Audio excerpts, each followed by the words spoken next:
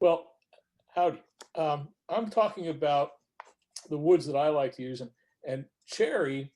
I have the opportunity to get cherry lumber from northwestern Pennsylvania, the heart of black cherry country, and also there are a couple cherry trees on the wilderness battlefield that I help cut down when they're dead.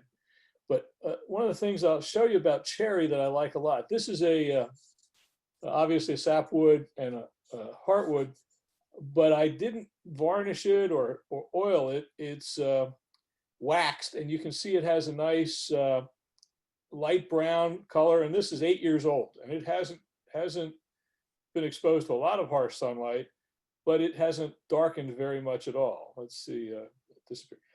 On the other hand, I have this vessel, which is also cherry, and it's Jim Bumpus. You can see it's got some Avellino expertise into it.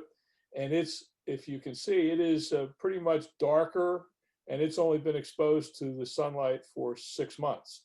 Now, both of them have Mexican brown wood as the little knob on the top. I would point out something. I don't know if you guys have ever done this, but when you turn a spiral vessel, getting the spirals to match up and stay matched up on the lid, what I did was I took a little bit of a brass brad, buried it in the rim so it's proud a little bit, and carefully marked on the rim on the inside its depression.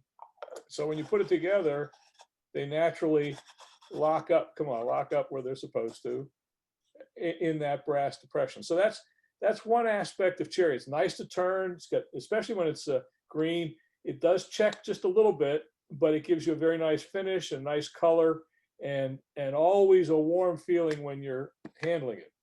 But it also has an advantage, and I get these from northwestern Pennsylvania.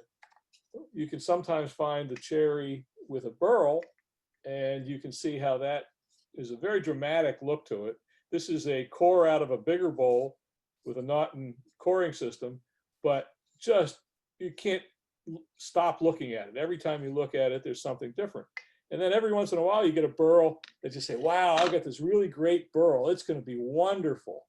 And while the bowl is wonderful, you can't see through it, but I can guarantee you, this wasn't a burl so much as it was a bark inclusion. So all those little lines are not burl lines, but they're bark inclusions.